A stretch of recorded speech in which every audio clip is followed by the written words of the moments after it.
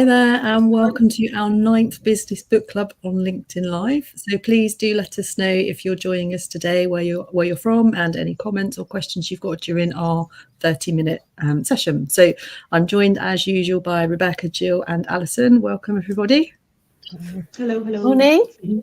And we are discussing today Chatter by Ethan Kross. So the kind of quick summary that I just found was the voice in our head, why it matters and how to harness it.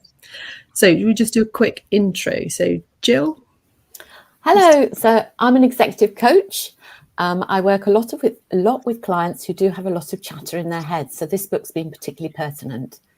Excellent. Alyson. Hi, again, executive coach, and I do a lot of work in resilience as well, which again borders on the how to harness the inner voice as well. So yeah, I find this book extremely useful. Brilliant. And Rebecca? Yeah, hello, I'm Rebecca, and I'm completely different. I help clients with their productivity and efficiency and spreadsheets and processes and things like that. But I did really enjoy the book anyway. Yeah. Brilliant, thank you. So I found a couple of quick summaries. So it says, chatter addresses our inner voice, which too often turns into our inner critic. It delivers a wealth of strategies to help free us from negative thought spirals that dominate our lives. And then in terms of who should read it, which I think is pretty much anybody, but it says people who have trouble finding mental quiet, those hoping to learn how to give support to loved ones, and anyone interested in how our brains function. So with that in mind, Alyson, do you want to start by giving us a brief overview of the author and the book?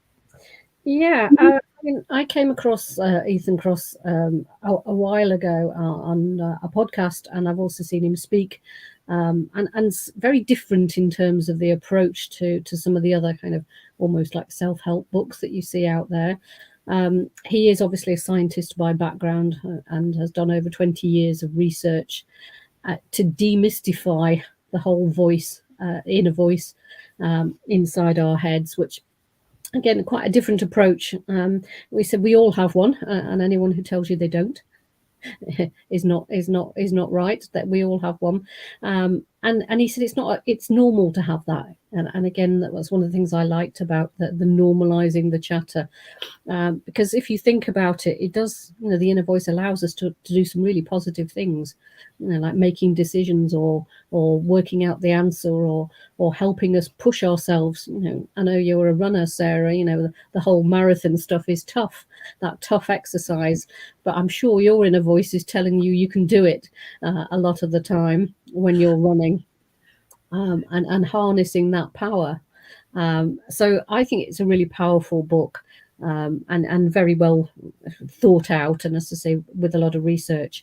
Certainly in the last 20 years there has been a huge amount of research into the neuroscience of the brain, and he does go into a little bit of the science of taking photos of the brain when things are being triggered, and so they can work out why things happen, which is really interesting. But the idea is obviously to harness it, not to silence it, which again I think is different. It is a tool of the mind, and used in the right way, it produces some really positive outcomes. In the wrong way, and again I see that quite a lot with clients with anxiety, it can produce what I call worry chatter, which is negative. But when I was watching him talk once, one of the analogies he used about a tool is that hammer is a tool, and a hammer used in a positive way can construct things, like you can build a house, but also it can be a very destructive weapon because it can be used to break things up. And he said the inner voice is a multi-purpose tool, which is an asset when it's used in the right way, and can be a liability when it's used in the wrong way.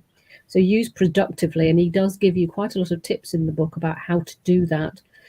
You can free yourself from the negative side of the chatter. Really good. And the marathon thing's really interesting, actually, because I think that's the thing. He also talks about your inner voice being your best coach and your worst critic, doesn't he? And that kind of balance. And yeah, I absolutely can do marathons, but I've never got the time that I want. And so I've actually been speaking to a running coach yesterday that I'm going to use for my next marathon, because that's exactly what I need to focus on, is how do I control that flip to the negative when I'm suddenly in pain. I know in theory I can do the time that I want to do, but I've never actually been able to do it because I listen to this voice that says it's too hard, it hurts, stop a bit, walk for a while. So yeah, it's going to be really interesting talking to her. She's convinced that I can do it, so we'll see if it does help. So that's cool. So Gill, any comments on what Alyson's just said? Well, I think the very positive thing for me, this is a book which can actually be given to a client to read, which it's not too long. It's explained in very straightforward ways, or they can just pick on the chapter which they feel is pertinent to them. So that's really, really helpful. And the other thing is he puts it in a very way that's very easy to understand. You're sort of having done the first chapter, which I quite like the sciencey bit, because for me, I do quite like data, and I do like to know things are grounded in substance. And so for me, that satisfies that need, as it probably does for some of my clients as well. Excellent. And Rebecca, any general comments? Yeah, so I agree. I thought it was very readable, especially as like a lay person. And I thought a lot of what he kind of lay out on the table was very relatable. So it's like, oh, other people talk to themselves in their head. Other people have a running commentary of what's going on, and some of the techniques that which we'll go on to discuss a bit, that he describes, like, oh, I do that. That's interesting that I've kind of naturally done that, or I don't do that, or what have you. So I thought, it's a great book for people sort of in the field. But I also think, what you put up at the beginning about who it's for, I think it's kind of for everyone. And it's even if you don't have any mental issues at the moment. So the lens that I actually thought about it from is I'm pregnant, and I started thinking, about my child, and kind of how to help him with these things when it, in a few years' time, when it starts being a thing.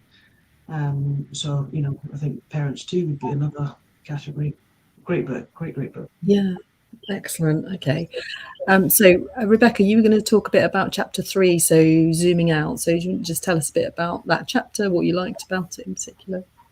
Yeah, so after he kind of discusses what is chatter, and kind of why does it exist, and everybody has it, blah blah blah, he goes on to discuss various kind of tools and techniques that we can all use to harness, that was a good word, our chatter. We don't want to eliminate it. It's a necessary thing. And so one of these kind of concepts is this idea of zooming out. And it's the kind of difference between, the distance doesn't solve the problem, but it helps you see the problem in a different light. And he did, draws on quite a lot of experiments about how some people he calls them immersers. So they kind of get stuck from the inside. They kind of can only view their issue in first person perspective, or distancers, who are people who can kind of go broad, get themselves a clearer picture, and kind of look at the problem, the issue, the chatter from the kind of third person. And kind of, if you can put yourself into that kind of distancer camp, there's a whole list of things that it does. It reduces your fight or flight cardiovascular response, dampened emotional activity in the brain, lessens aggression, lessens hostility towards others. And so this kind of concept of kind of distancing yourself from the problem and being able to mentally pull yourself back can help you deal with things. And he did a whole bunch of different ways that you can create that distance. One is this kind of idea of self-talk. So, no, Rebecca, let's take a step back and have a think about it, and sort of refer to yourself with your name. Asking yourself, which is a classic one I've heard before, what would a friend do? So if a friend had the problem that you've got, how would you advise them? And often that comes up with quite a good solution. And this kind of idea of being a fly on the wall. So kind of almost think of your situation and then put yourself on the wall and observe it, and say, right, what's happening here? What's going on? How are people behaving, and how am I behaving, and etc. And I just really, I do that quite a lot naturally. But a couple of things that were really interesting to me. One, that there are some people who don't do that, which I was relatively surprised by. And also that just the immense amount of benefits that brings to you. And the one thing that I absolutely adored was helping children and encouraging them to be a superhero.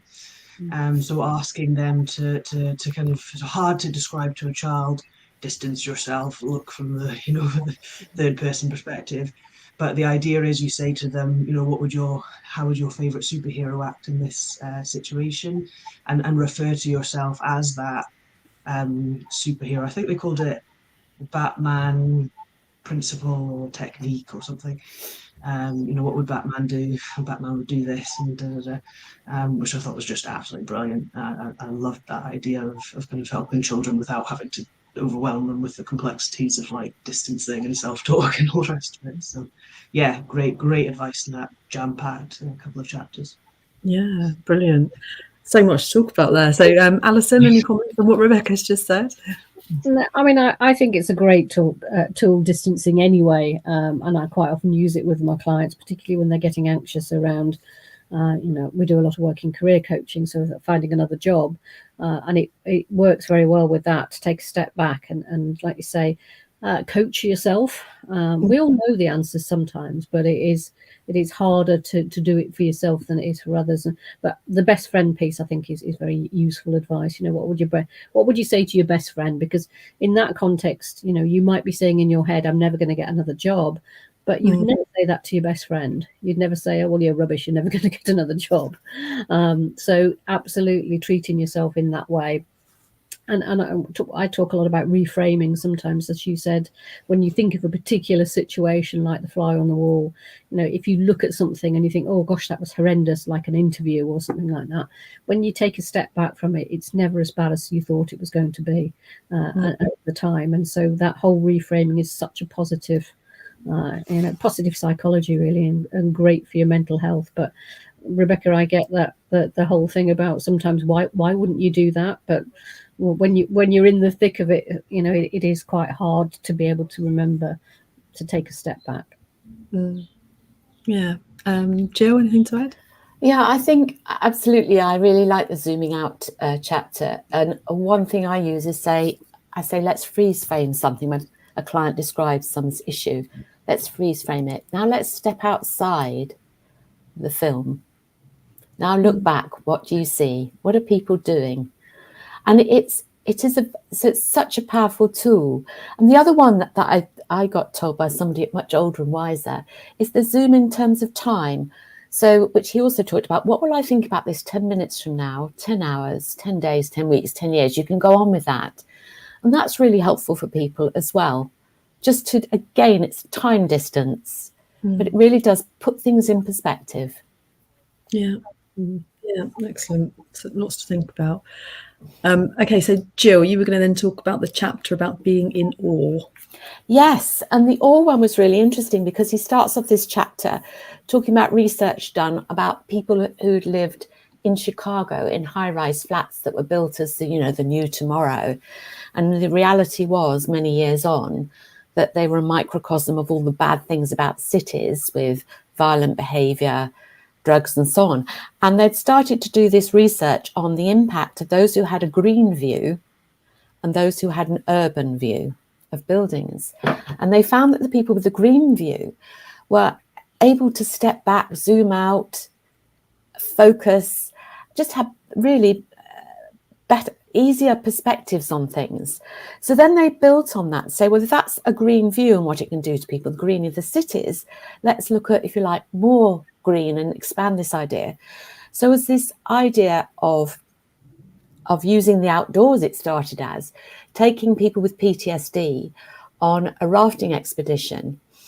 And I think it was in Utah, and various people from different backgrounds, 9/11, they'd been serving in Iraq and so on.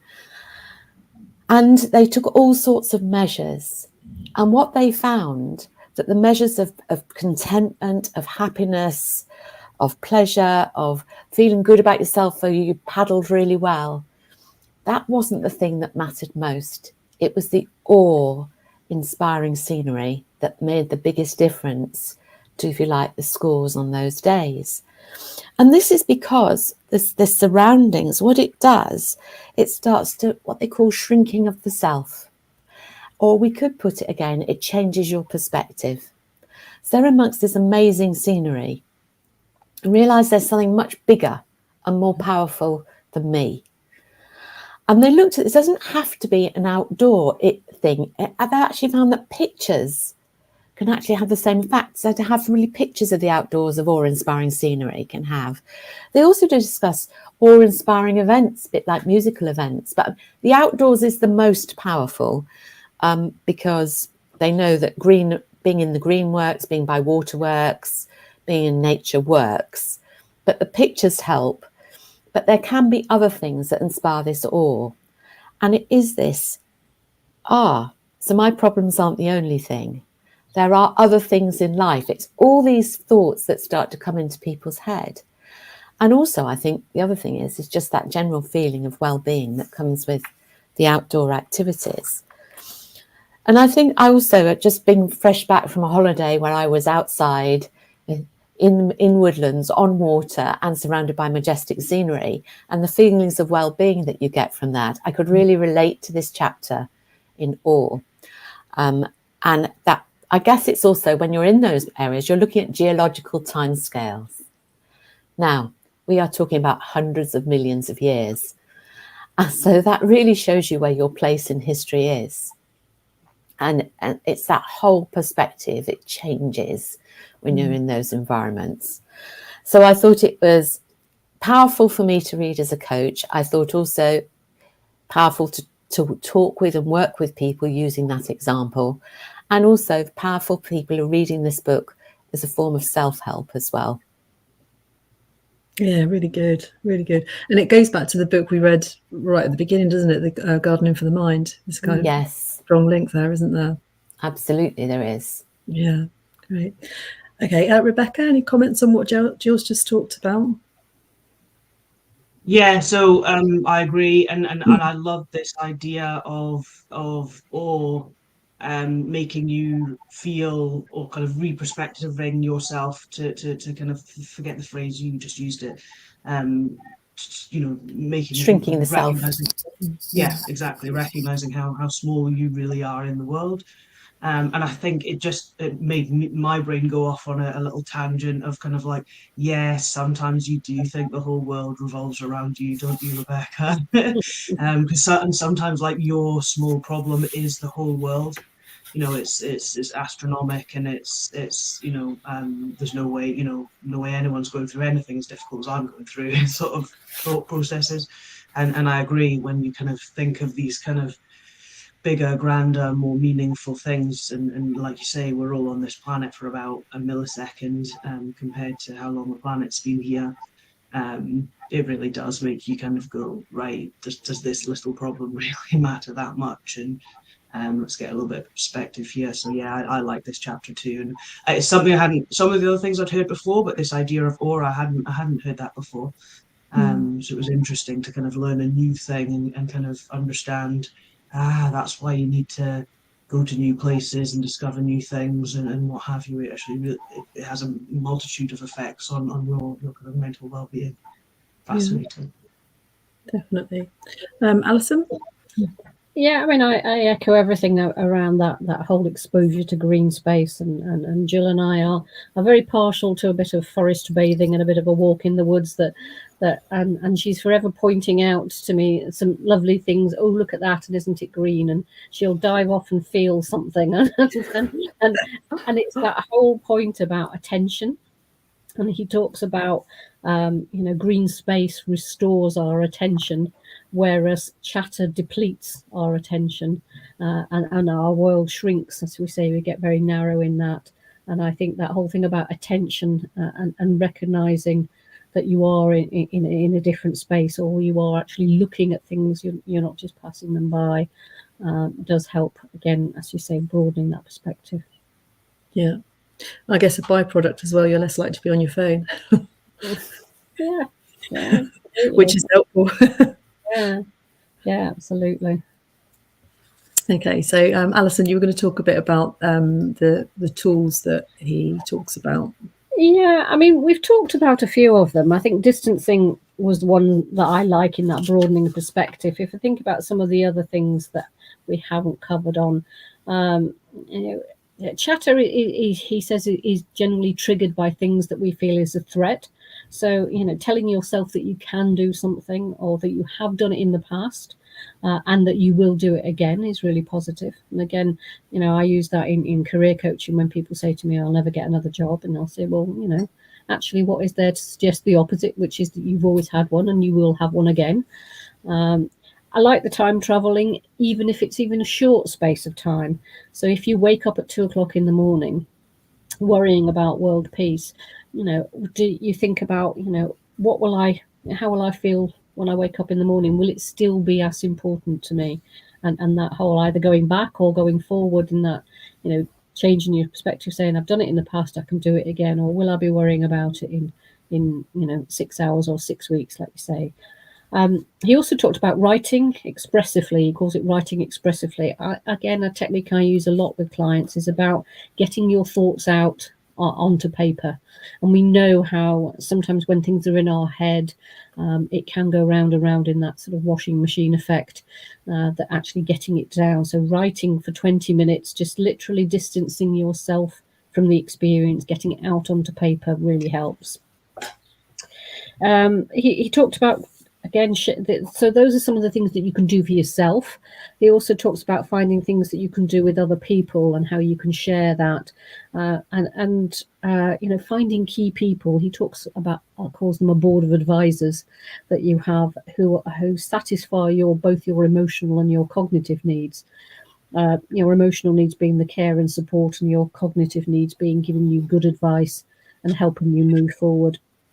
And those friends listen to you and you learn from them, and they broaden your perspective.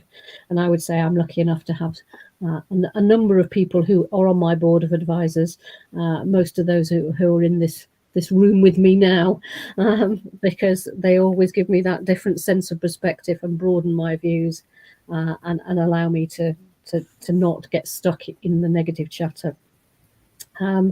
He talked about the things that you can do as well to help others, by offering advice, but not necessarily advice in the sense of, why don't you try this? Occasionally dropping things in. I've heard about this really good book, which you might find useful, or I've listened to this podcast. And again, I was coaching a client this morning who said, "Oh, I listened to that podcast. I thought, breakthrough result. She's never done it before. She keeps talking about doing it, and she's done it." I sort of dropped it into the conversation. And some of the other techniques I liked. There was two more that I particularly liked. One was replacing the what if with so what, because I think that really works well. It helps us to develop that mental fitness. That, like Rebecca was saying, you are not the center of your world. So what? It's happened to you. Yeah, okay. It might have felt bad at the time, but there's different ways of looking at it. And also that he talks about therapy, and he talks about things like meditation. He says meditation is good, but it's not a panacea. There are other tools out there, and things that you need to try, and you can familiarize yourself with all the tools and figure out which one works for you. And I think that's, again, the beauty of the book in itself, is that it doesn't say you must do this. It gives you a range of options and tools that you can use. Brilliant. Lots to pick up from there. So I definitely like the idea of writing. I know I quite often do mind maps if I've got lots going on in my head, and I find that's really helpful. But I have been reading quite a lot lately about spending the first 10 or 15 minutes of each day writing. I thought actually that's quite an interesting idea, just to write with no guidelines, just see what comes out. So maybe that's something to try.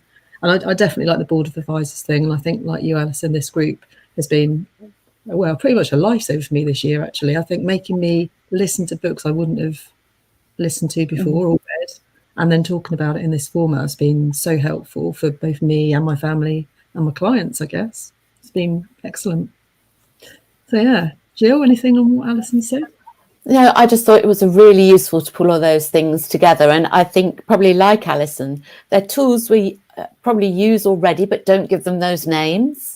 And there were some extra ones as well. So I thought that was very, very helpful. And again, when something has been given as a bit as a panacea for all ills, and I think the meditation and mindfulness really, really helpful. For some people, they have to do it in their way, which is a walk in the woods or whatever. And I think that he's quite relaxed about what people pick. and how they do it. And that, I think, is really healthy. Yeah. Rebecca? Yeah, agreed. I think it's brilliant that he's written all of those in a very helpful chapter at the end. The only one that you mentioned that I totally thought was brilliant was the kind of lucky charms and superstitions thing. Oh, yeah. And it's this idea that I mean, we all have read enough research on the fact that placebos work, but they work not just medically, like he's a sugar pill, but they also work mentally. And even if he talks about research where it's like, even if you are told, here you go, this is a placebo, but it will work, it still works. And so he talks about kind of, healing crystals work if you believe they're going to work. Having a lucky charm works if you believe it's going to work. And I thought that's a really easy, clever thing that you can do for yourself. Just get yourself a lucky charm or a lucky bracelet or lucky pants or whatever. And as long as you believe it. I think he talked about putting a plaster on his child's elbow, saying if you believe this plaster will help you, it will, with problems they're having at school or something. I thought that was a lovely one, and it completely shifted my perspective on superstition and things like that being, if you believe it is real, it works. So great, I believe it. To add to that, I really liked when he talked about the rituals. He talked about Nadal and his ritual, and then it led me to think about, what do I do before running a course or a webinar? And I do have a ritual, and it is about taking control of the space, taking control of my desk, laying things out in a certain way, always having a paper copy of slides, no matter how much technology I've got. All these things means I know in my head I feel in control, which is exactly what he said. And it quietens the chatter, because if I know that if the technology fail, which I know has happened to Alyson and other of my colleagues, and for the same client, that I can actually carry on and deliver. So that feeling of control makes you feel better, therefore you have better delivery. And it was just really interesting to see that it's not just at our level, it's at the very top level of sports that people are doing this as well. Yeah, that's good. And I think, going back to your point, Gill, about taking what works for you, and linking back to another book that Rebecca recommended to me, which was called Rest. And the first bit I got from that was, running can be a rest. I'm like, excellent. So you can, take what you want from these things, can't you? And I mentioned before about the chapter where he talked about 9/11, and some of the people that were suffering the most still are those that offloaded quite a lot at the beginning to therapists. So kind of, therapy is not necessarily for everyone. I thought that was interesting, because you kind of get told that that's what you need to do, but actually maybe it isn't for everybody. Okay, so that's been really great conversation. So shall we leave as usual with a key point to think about? So Gill, do you want to top tip? I think, try something new, but most importantly, do what works for you. Yeah, excellent. Alyson? Yeah, I agree with that. I think it's try different things, as you say. But for me, it's the distancing piece, the taking the step back. Sometimes, listen, learn, broaden your perspectives. Great. Rebecca? Yeah, agree. I love the fact that it normalized all of these things. You're not, weird if you're having these problems, and it gave a really good tool set. And I agree, the kind of the concept of removing yourself from your brain and talking back to yourself to calm yourself down is just incredibly powerful, especially when you consciously know about it, as opposed to before I unconsciously did that, if that makes sense. So great book. I really, really recommend this one. Cool, thank you. Just got a comment from Ian Claffey, so he's saying thank you. He's listening from Thailand and off to the beach, so thank you, Ian. Lucky Ian. Lucky you, yes, absolutely. Okay, so thank you very much for watching, anyone that's here. We'll be back in a month or so, I guess. And I think last time we talked about maybe fortitude, or why didn't we learn this at school, so we'll have a think about what we're going to cover next time. So thanks again, as always, and see you next time. Bye. Thanks. Bye. Bye.